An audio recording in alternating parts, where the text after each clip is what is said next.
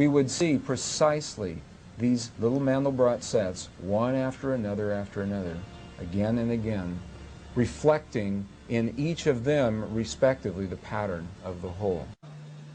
Many of these things that have been planned don't work out.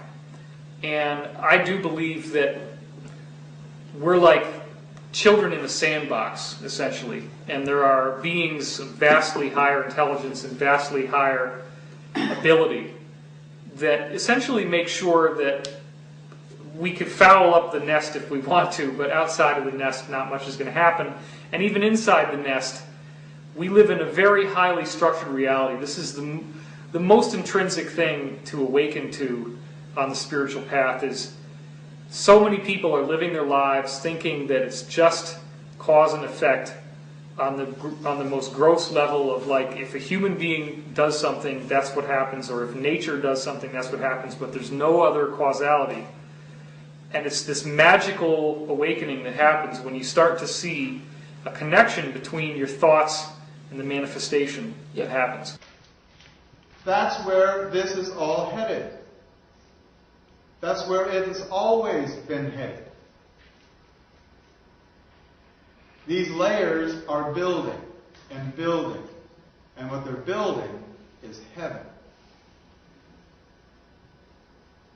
When you look at all of the things that have happened in your life that show you that there is more to life than this physical reality, there is such a positive, amazing force out there that wants you to believe that you are protected, that you are being guided, that you will be brought to the right place at the right time, you'll meet the right people, you'll hear the message. The whole species has never been unified in a harmonic standard. And the opportunity exists today to become unified in a harmonic standard and to experience harmonic unity, harmonic synchronization. And this is what we want. That's what everybody wants. Everybody wants, you know, like what you were saying at the beginning of the show and your meditation. Everyone wants to live a joyous, blissful life every day. Doesn't matter who you are, doesn't matter what boundaries there exist. Borders will disappear when we live in harmony. Governments will disappear when we live in harmony. Right, those illusions. Yeah, those are all illusions that keep us cramped, and they're all fixed and rooted in the calendar. This timelessness is like what I call vertical time. Yeah, okay? Beyond religion. Yeah, but beyond all that, because it introduces a state of mind and being that allows your soul, allows your consciousness to rise and to expand and to transcend the third dimensional physical. Okay, it allows you to go into the fourth dimensional time space. And when you look at what we're talking about, a cosmic timing standard like the 13-moon 28-day calendar, when we say perpetual, that means once you introduce living on that, after a certain point, that perpetual time gets you to timelessness. Okay, because there's no distinction. Okay, history is a function of irregular timing standards. You are chosen to come to this world, and you chose to come to this world. End of story. You are the divine system that a physical, spiritual matter, person, or being, or consciousness can move through you and manifest into this rock in the middle of a solar system.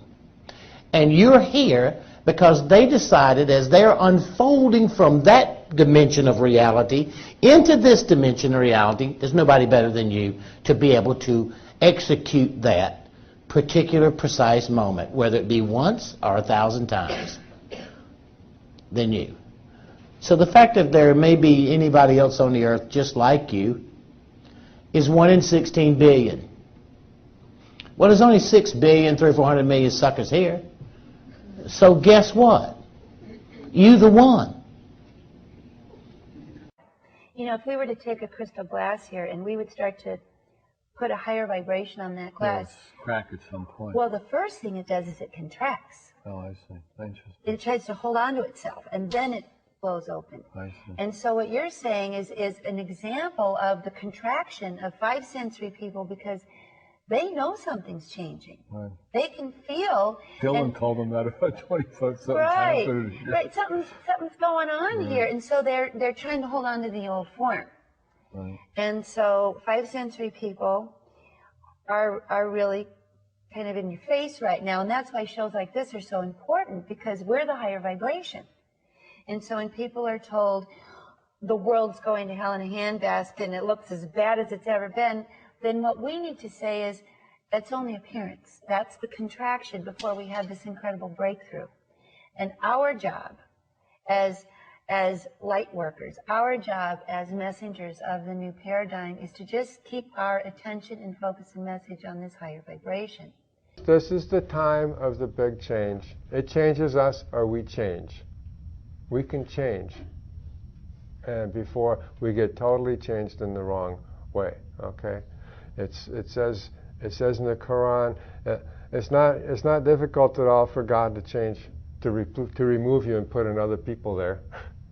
Okay, it's not difficult for us to be erased from our program because we're not getting the lesson, or we can be courageous and say, oh, I think there's a point here. Let's change the program and see what happens. Shift our priorities and begin to make this shift. And I guarantee you that just the very act of getting together to make this change will synchronize and unify so many people that it will stun the governments and stun the corporations and say, hey, there's a new thing happening on the earth. To change the calendar is actually an evolutionary act, and it's an act that furthers the mind. When we're talking about the harmonic standard of the 13-moon 28-day calendar, that is locked into a fourth dimensional experience of time, which actually has graduated levels and layers of elevation of consciousness that most people right now wouldn't even dream exist. And so I'm just saying that by not taking this opportunity, we are forfeiting the possibility of expanding our consciousness in ways way beyond what even the greatest mystics and dreamers have conceived of. Well, one of the things I teach that I think is very important about this new paradigm and how to open up your sixth sense is that the five sensory world works out of the ego. And the ego's primary voice is me against you. And you scare me. So, up go the... But the sixth sensory fundamental connection is that we work from the spirit. So rather than role to role, we connect soul to soul. And as you were saying in the beginning, on a soul level, we are connected. We are family. We are the same. So there's no one to be afraid of. And I always say to my students, there's no them. There's just us. And we can be comfortable with each other. And the only way to get comfortable with each other is to get out of your head and to get into this spirit connection. It is a vibration. It's a feeling. We have to have some kind of engaged political, social activism going on. But I guess I would say that can be most effective if we also at the same time have a sort of a spiritual practice going on in our own inner. In other words, that we're doing the centering work, we're doing the work on ourselves spiritually to remain balanced, and part of that I think is to refuse to be snowed by the fear-mongerers and the controllers and the deceivers.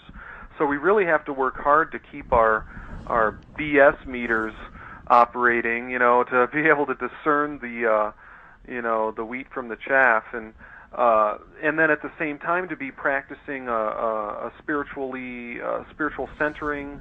I think meditation is really a good thing. To practice even 15 minutes of meditation in the morning can really, if you keep it up over weeks and weeks and weeks, it can really transform one's effectiveness in your worldly pursuits. So in the domain of political activism, then, it can be that much more effective.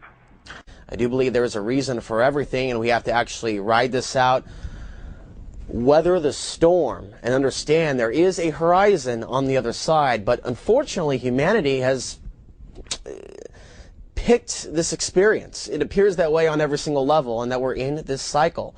To get through this cycle, this new world order, we actually have to have that belief that we're going to make it through. Once you let the hope get sucked from you, that is the beginning of the end for you on the individual level. Okay. What we don't understand in the science that has been kept from us, which, as you said, Richard Hoagland, for example, said that they meaning the ruling elite, would rather lose an American city to a nuclear bomb than to give up the science of torsion fields.